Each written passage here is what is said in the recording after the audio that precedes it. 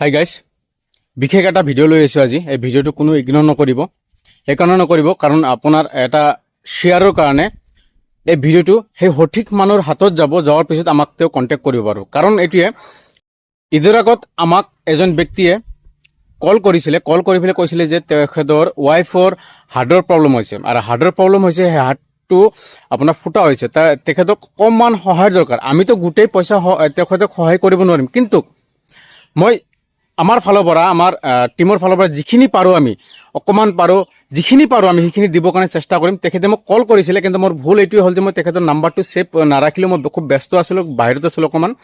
তো এই ভিডিঅ'টো আপুনি অতি মাত্ৰা শ্বেয়াৰ কৰিব। বিশেষকৈ কাকো মই কোৱা নাই ফ'ল' কৰক বা কমেণ্ট কৰক বা লাইক কৰক, একো কোৱা নাই, জাষ্ট শ্বেয়াৰ কৰিব। জানো এই ভিডিঅ'টো সেইজন ব্যক্তিৰ হাতত পৰে যোনজন ব্যক্তি আমাক কল কৰিছিলে।